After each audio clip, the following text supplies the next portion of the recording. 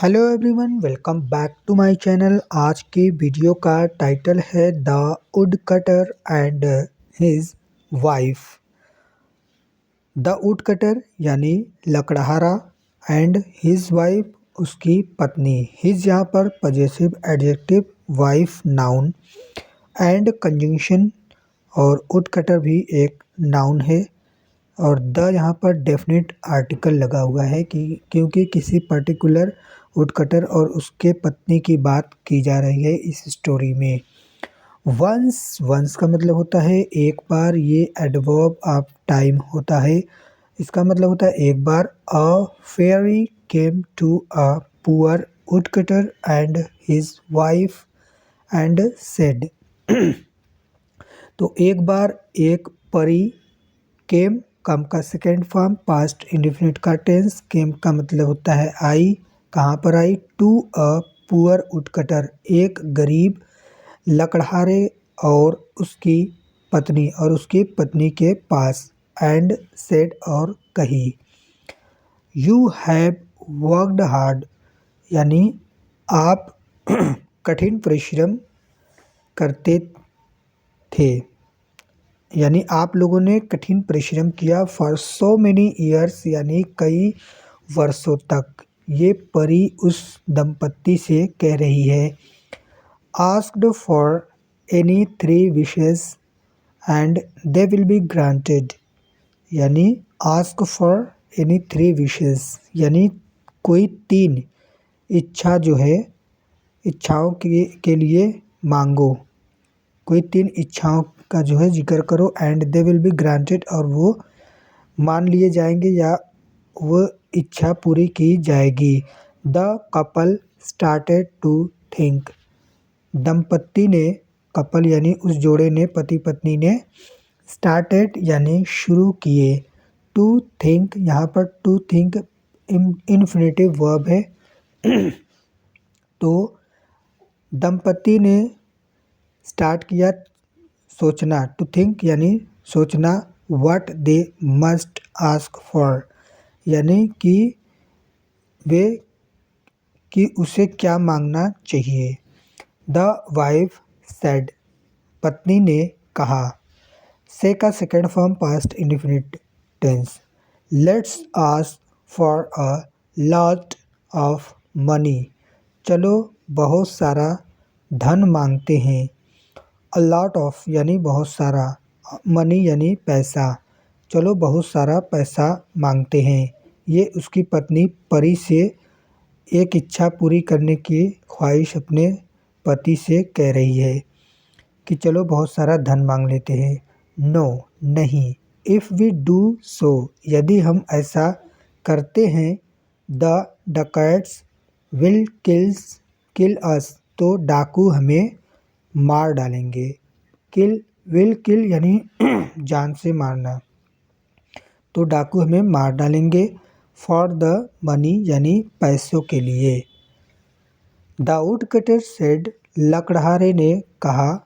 सो इसलिए। The couple told to the fairy यानी दंपत्ति ने फेरी से यानी परी से कहा।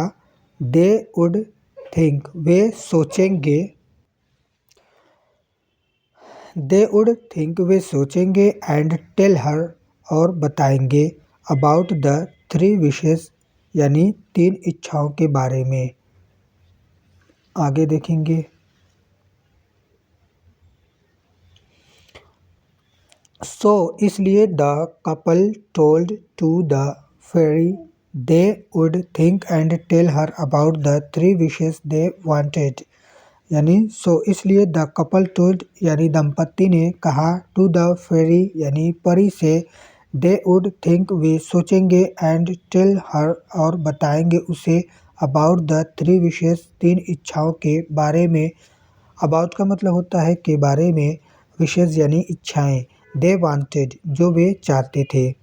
दैट नाइट उस रात। They sat by the kitchen stove यानी दैट नाइट का मतलब होता है उस रात।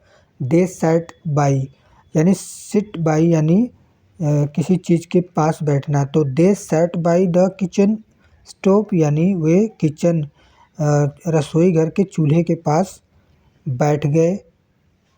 Thinking what to ask for, बैठकर वे सोच रहे थे कि क्या मांगे। द वाइफ सेड, पत्नी ने कहा, आई विश यानी काश।